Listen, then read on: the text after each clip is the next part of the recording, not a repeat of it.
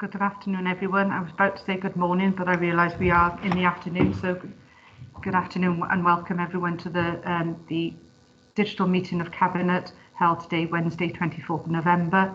The meeting, as you know, will be recorded and made available to view on the Council's website. So thank you for that. Do we have any apologies? And we have apologies from Christina Harry and Councillor Stenner. Okay, and I do believe Councillor Whitcomb, if that can be added as well, then thank you. Okay, before I go on to the main agenda, I just want to update everyone that I'm actually going to defer item number 6 on the agenda for the next up and coming Cabinet meeting, which I think is the 8th of December. Thank you, if that can be recorded. Okay, I'll go on to declarations of interest. Councillors and officers are reminded of their personal responsibility to declare any personal and/or prejudicial interest in respect of any item of business on the agenda in accordance with the Local Government Act 2000, the Council's Constitution and the Code of Conduct for both councillors and officers. Does anyone have anything to declare? I'll take that as a no. Okay, moving on to the next item on the agenda, item number 3, is to approve and sign the following minutes of the Cabinet held on the 10th of November 2021. I'll take those in terms of accuracy, page by page then, everyone. Okay, so page 1, page 2, page 3, page 4, page 5, and page 6. Is everyone happy with those? Can I have a mover and a seconder, please? I'll move. Thank you, Councillor Cook. Yeah, I'll second, Chair. Thank you, Councillor Gordon. And can I have a show of hands then to accept those, please? Thank you ever so much, everyone. Moving to item agenda number 4, and that is to note the forward work programme. As you will see, this is as at the 16th of November. Can we just check those in terms of accuracy and that you're all content with the forward work programme as detailed? Yeah, if I have a show of hands, please, for those. Thank you very much. Thank you. Okay, moving on to agenda item number 5. And normally, obviously, at this point, I would hand over to a Cabinet member to introduce the report, but in the absence of Councillor Stenner, I'll be doing that today. So welcome, everyone. So yes, in terms of this report, this is the 6 monthly update report in terms of the Team Caerphilly Better Together transformation strategy. The report provides the regular 6-month monthly update on the Team Caerphilly transformation programme, summarising the activity to transform the way we work and our activity under the Wellbeing and Place Shaping framework. It also updates on activity over the past few months under the commercial and investment strategy and our engagement with communities on how we can work better with them to improve the outcomes for people in the county borough.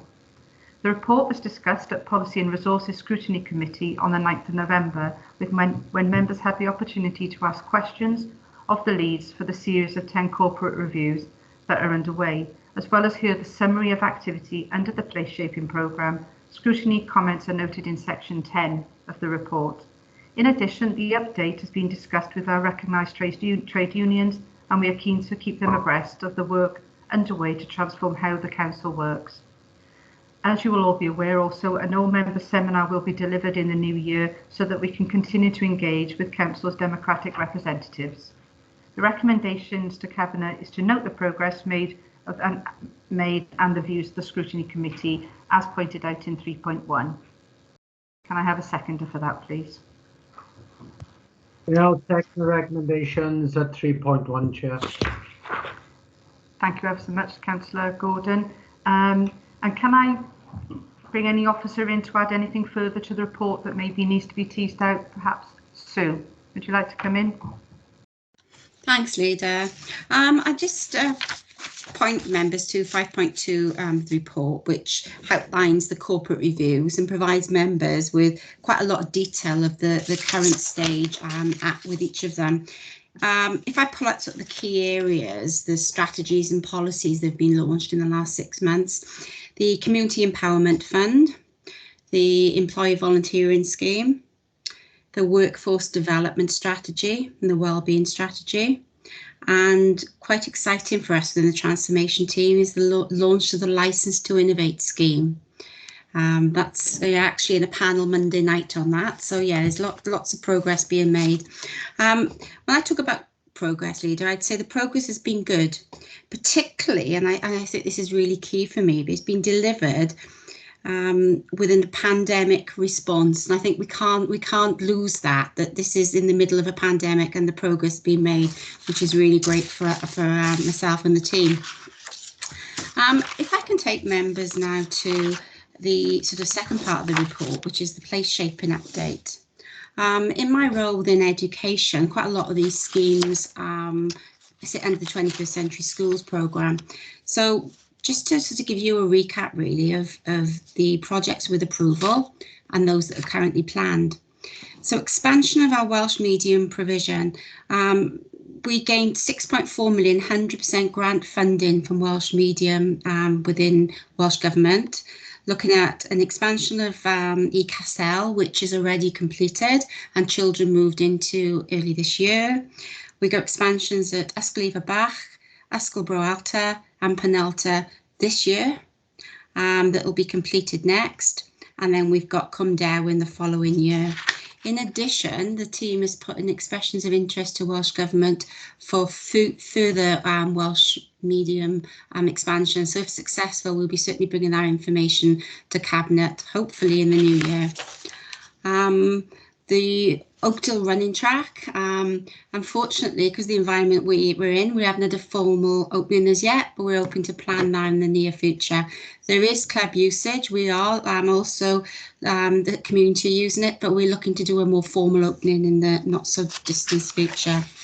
The other things I'd just like to sort of draw your attention to would be the current consultations that are out on 21st Century Schools, which is Placerfelyn, the Pupil Referral Unit, and the Lancaig Llanfabon. And also, which is a really key one for social services, is the new purpose-built respite centre, another almost 5 million within Pontefraith. So, you know, the sum of this investment is very, very significant. And for us to note, there's really good progress being made on all those projects, Leader. I think that's it from me. Thank you very much. Thanks ever so much, Sue. You know, it was remiss of me not to mention any of those major schemes that are obviously come to the fore. You know, and we can't forget that 6.4 million, you know, into the expansion of Welsh medium provision is absolutely outstanding. You know, along with all the other things that you've just highlighted there. I think for us, it absolutely brings it to life, this report, in terms of the great progress we've made in many of these areas around the place shaping framework, and in addition to the 10 corporate reviews, which are very, you know, very broad and very expansive as well in terms of what they hope to achieve. So thank you for highlighting those particular areas in the report, because I think you were right to do that. Thank you. Councillor Gordon. Yeah, thank you, Chair. Just for clarification, that's all. On page 19, Chartist Gardens is saying it's going to planning for the final outcome in early November. Well, just to say, I don't know if Sue can comment on it, but it's already gone to planning, and can she just say what the outcome was? We know, but just for the record is all, because it doesn't say in the report. Okay, thank you. Are you going to take that, Ed? I'll try, but I'm expecting some colleagues from the Economy and Environment Directorate to join in as well. Yeah, I think Councillor Gordon, you're right. That's a hangover of this report being geared towards the P&R Scrutiny Committee and not updated subsequently, as I understand it. And if Mark S. Williams is with us, please. Oh, Rian's got a hand up as well. I believe this has gone to planning and has been nodded at, but Rian will have the detail for you. Yeah, absolutely. I was waiting for Rian's hand to go up, so come in, Rian. Yeah, thank you, Leader. Yeah, just to say, it did go to Planning Committee. The reserve matters. It was very well received by Planning Committee, and it was approved, obviously subject to the signing of any necessary legal agreements. But yeah, all raring to go and moving forward now with that exciting development, which should be a real exemplar for us. We're really excited about it in planning. No, absolutely. Thanks, Rian. Yeah, absolutely. This is a flagship, you know, proposal, isn't it? And it could be, you know, the model that we look at across the county borough for many years to come. So it is really exciting to see this coming at this stage. It's been a long time coming. I think you'll believe. I think you'll all understand that it's something that we're very happy to see. And thank you for the update on that. Okay. Ed, would you like to come in now? Yeah, so I was just waiting to see if any other members put their hands up. But I think although Sue, because of her particular focus, has kind of zeroed in on the educational aspects of the play shaping progress, I think what's been most encouraging for me is that the progress set out in the relevant paragraphs actually cuts across all of our wellbeing objectives. So, you know, we're talking about infrastructure, roads, leisure. I know we were desperately trying to get the developments at the Soon-Oak Hockey Hub and the Idris Davis 3G in front of you completed by today, but the weather's been against us. Apparently, we're still waiting for 5 clear days just to finish those things off and bring them to life with some very, very impressive photographs. So I'm keen, if members are up for this at some point over the future cabinet meetings, to almost bring you a set of before and after photographs so you can see what was and what's been achieved. I know the words in this report bring it to life to an extent, but there's nothing like a picture, is there, to do it justice. So yeah, from my perspective, great to see the organisation, even though it's been massively up against it over the last 18 months, still progressing with what we'll appreciate to be a couple of £100 million worth of capital investments. Good to see some progress. And again, just to say thanks to Sue and the team, really, for kind of coordinating and overseeing this stuff and really getting hold of it in what has been a particularly trying time. So that's me, Leader. Thanks. Thanks ever so much, Ed. Thank you for that. Again, you're absolutely right. It cuts across many of the directorates. You know, we've got housing, things in here for housing, education, social services, sport and leisure, business units, all of it. It encompasses so much. And I think, you know, the framework is about that, wasn't it? It was about that wide-reaching spread of investment in infrastructure, etc. So it is really pleasing to see the outcome of the 6-monthly review in this, and very apt as well. And as I pointed out, we were due to have the all-member seminar in December, but that's been put back to the new year now. So, you know, I think that's great, and I think everyone will be really excited to see progress. And as you say, we'll have more photographs to bring to life some of these projects, because I think it's really important that we see the before and after. I think that can really help shape us in terms of what we see there. So thank you for that. Okay, I can't see any other hands up on this then. So are we able to go to the vote now, please?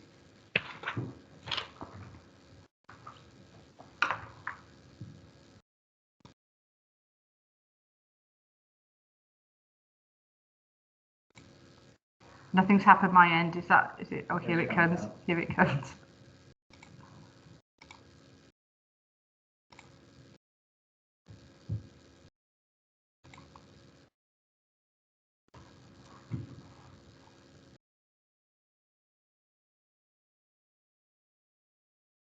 Okay, we should be looking for one more response there. On mine, it says 5. Leader, something's popped up on mine saying I need to authorise something, which I've clicked OK. So that's the reason for my vote probably not going through this time. Okay. So obviously I'm for, but it's still whirring round my end. So I'll verbally record it as for, but obviously this message has popped up, so I'm trying to deal with that. Okay, no worries. Can I ask Rob Chanter just to confirm you've taken that then verbally then? Yes, Leader. We've made a note of that, and Councillor Pritchard's vote will be registered as being for the recommendation. Thank you very much, Rob. Thanks, Rob. It's still whirring, so I'm going to try and close off it, and then hopefully it's okay the next time. Okay. If there are any issues, members, just please raise them, and we will record your vote. Okay. Thank you. Thank you ever so much. Thank you. Okay, so that's been unanimous. Thank you very much, everyone. If we can go to the next item on the agenda, then that's the regional employability proposal. And if I can go to Councillor Whiting, please. Yeah, thank you, Leader. As I'm sure Cabinet will agree, the employability projects which have been delivered by the local authorities within the Cardiff capital region have been successful, and altogether have helped tens of thousands of residents into employment, supported young people not in employment, education and training, and has helped prevent unemployment.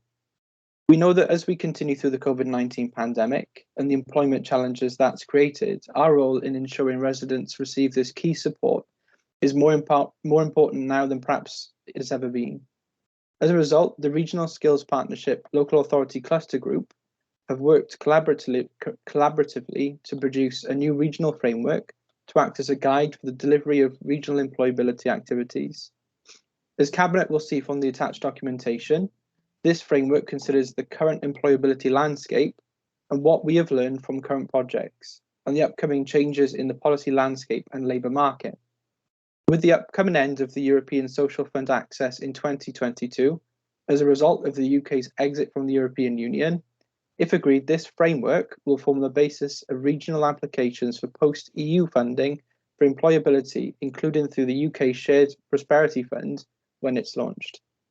The framework has so far been approved by the Regional Skills Partnership and Regional Business Council and is now being submitted for approval by all the separate cabinets from each local authority within the Cardiff Capital Region. And so with this in mind, the recommendations contained in the report under 3.1 are that Cabinet approve the principle of a locally delivered, regionally coordinated approach to employability post-EU and approve the framework for future employability in the CCR as shown at Appendix A. For the reasons contained in the report under 4.1 and 4.2, to ensure that local authorities across the CCR remain at the forefront of delivering employment support after current employment programme funding ends, and to enable the development of a collaborative framework which enables local authorities to respond positively to employability at a regional level within the CCR. I move.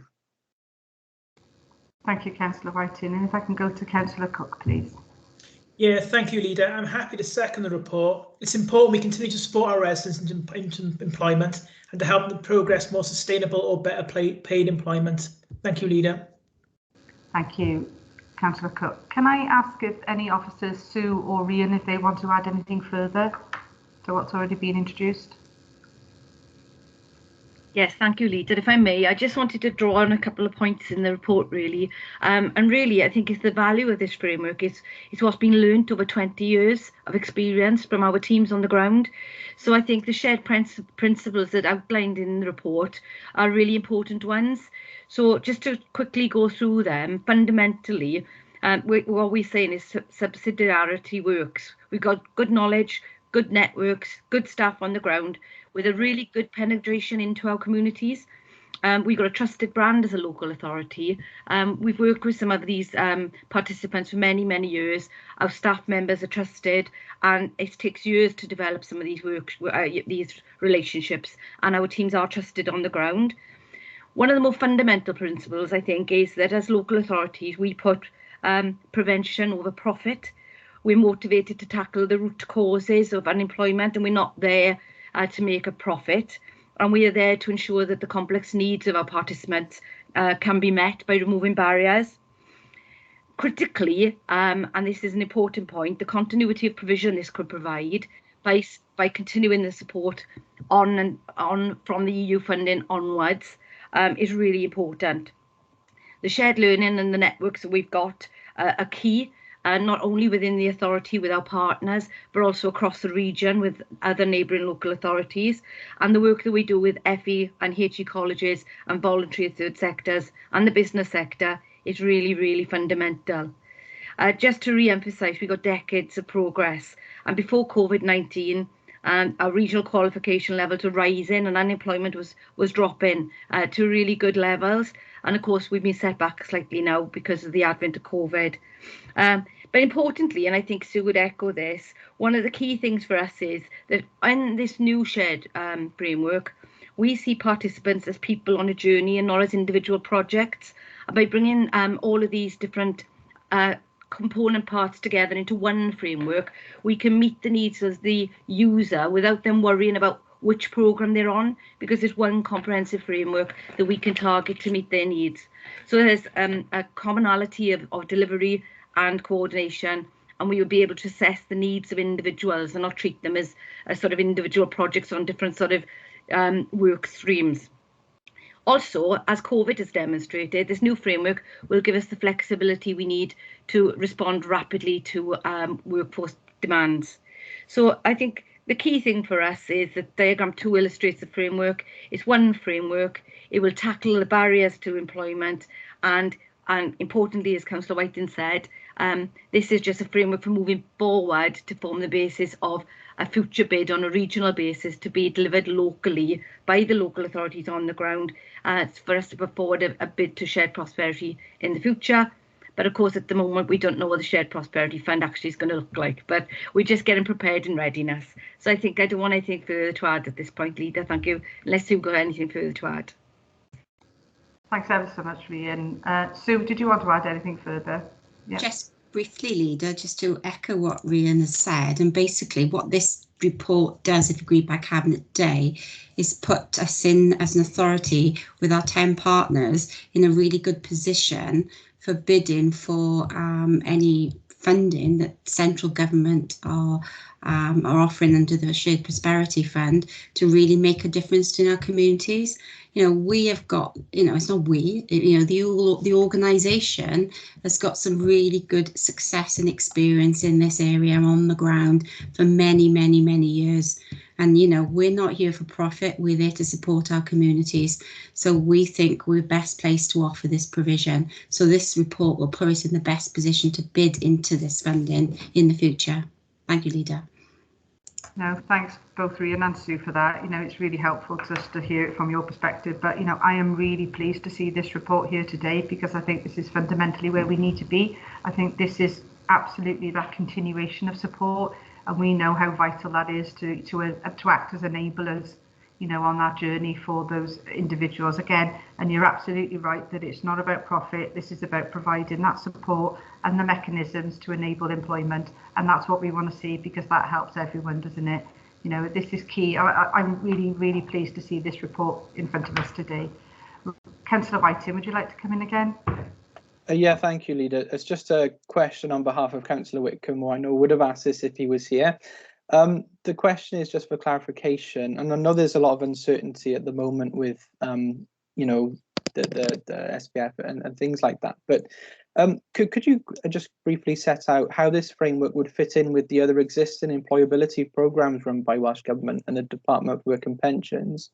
And how would this framework help avoid any unintended duplication of employability provision?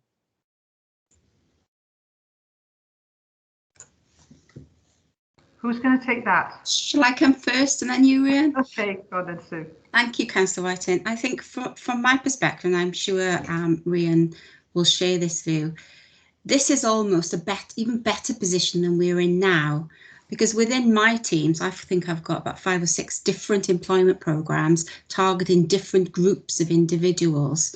Now, you know, if they're a certain age range, they go down that route. So this combines it. So it offers a much more effective provision on this framework. There is a lot of uncertainty, which you've raised, and I think Rhian raised as well at the moment. All of our current, or certainly my funding for our European funding will all come to an end, either towards the end of next year or early the following. So our current programmes will come to an end. So this is the impetus to get a really effective partnership approach within the region to hopefully be successful on our bid, avoid duplication and have a much more effective way forward, even than we've gone now, which is amazingly successful. Thank you, Leader. Thank you, Sue. Rhian? Yeah, I just echo that, and again, similarly in my area, our funding comes to an end in 22 and 23 potentially as well, and yeah, we're very, very keen to ensure that there isn't any duplication. We do work very closely with our partners, and we're referring to each other's programmes. We use a triage process in Caerphilly, as you'll be aware, which obviously has been recognised in the report as being the successful way to do this work. So it's really key that we don't waste valuable resources by duplicating unnecessarily on the ground. And we will work with partners, be they private sector or you know, other public sector bodies, to ensure there's no duplication, because that would just be a waste of resources moving forward. And just to say, you will be aware that we have been successful with the Community Renewal Fund. So we're just working through the logistics of how we're going to go about rolling that out now through until the middle of next year. So that's a bit of good news, given that we weren't in the top 100 priority areas. Thank you, Ian. Absolutely, we would. But yeah, that was an amazing result. You know, the projects that were supported through the Community Renewal Fund. And you're absolutely right. It's important that we're in the best possible position to make the most of opportunities as they come, to, you know, to ensure that continuity as you talked about. And I think it's vital that we're there ready for whatever shape or form that shared prosperity fund takes. You know, we need to be there and ready to act regionally, but as you say, but be very focused locally. So thank you. Okay, I've got no further hands up to come in or make any comments or ask any questions on that. So if we can go to the vote, please. And Councillor Pritchard, if you can just let me know if you have a problem again.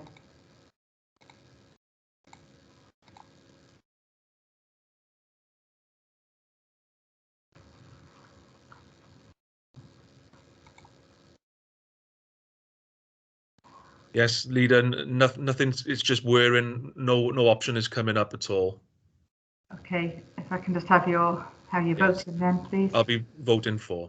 Is that okay, Mr. Tranter? Yes, certainly, leader. We've made a note of that, and it will be recorded as such. Thank you. Thank you. Okay, so that's unanimous, everyone. Okay, if we can go to the next item on the agenda then, which is item 8, which is the business rate relief from Welsh Government funding. And as I said, in the absence of Councillor Stenner, I will be moving this report. Okay, the report provides a detailed of proposed local discretionary rate relief scheme for 2021-22 financial year, using 452,000 funding provided by Welsh Government through the Local Government Financial Settlement. Cabinet will recall that the ratepayers in the retail, leisure and hospitality sectors are receiving 100% rate relief for 2021-22 financial year under a separate Welsh Government scheme, and so have no business rates to pay for this period. It is therefore recommended that the proposed scheme targets those ratepayers who still have to pay business rates for the current year. Details of the criteria for the proposed scheme are set out in section 5 of the report. Based on the assessment of the proposed criteria and the number of eligible properties as at 1st of September 2021, it is estimated that a maximum amount of 535,000 rate relief per qualifying property can be awarded. The proposed scheme will operate for 2021-22 year only, albeit that the total funding of 452,000 includes budget carried forward from the 2020-21 financial year. Members should note that the targeted rate relief schemes for subsequent financial years will be subject to further reports by Cabinet. In terms of recommendations, Cabinet is asked to approve and adopt the proposal for local discretionary rate relief scheme for the financial year 2021-22 as detailed in paragraphs 5.1 to 5.9 of this report. This will ensure that the rate relief funding is effectively utilised to assist those eligible ratepayers that have to pay business rates in the current financial year. I move. And if I can go to Councillor Pritchard. Yes, leader, can I formally second the report, please? Thank you, Councillor Pritchard. Does any officer want to comment or add anything further to what I've introduced, Mr. Harris? No, Leader, I think you've covered that very well. Hopefully the details of the scheme as set out in the report are self-explanatory. And what the proposal does ensure is that the rate relief provides additional support to local businesses during what we all know continues to be a very difficult time. And just to say, Leader, we do have John Carpenter on the call with us today to assist with any questions. Thank you. Thank you ever so much. Do we have any questions or comments around this? That looks like a no. Okay. All right then. Okay. If I've got no further questions and everyone's satisfied and content with the recommendations as laid out when I move the report, then we'll go to the vote then, please.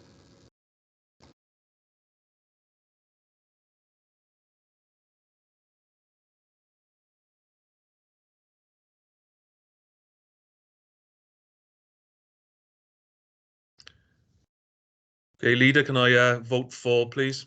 Thank you. Okay, thank you. And if Mr. Tranter can just confirm that's been recorded. Yes, Leader, we've done that. That's fine, thank you. Thank you. Thank you very much. Okay, that's unanimous, everyone then. Okay, and we'll go to item number 9, and if I can go to Mr. Tranter again, please. Yes, Leader. You will see before you, members, my public interest test certificate. My recommendation to you, but it is a decision for you, so I must stress that it is your decision.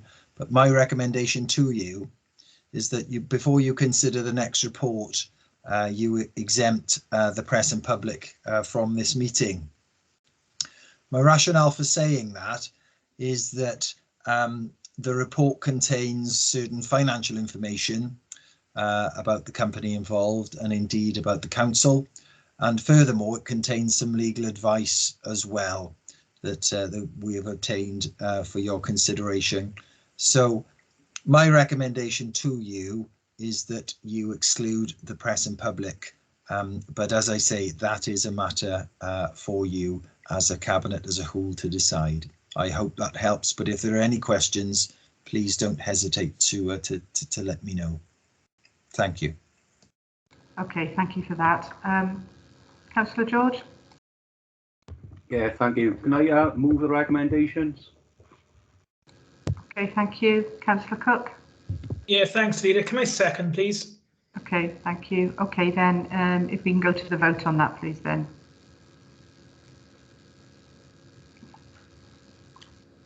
I'll vote for, Leader. Okay. Thank you, Councillor Pritchard.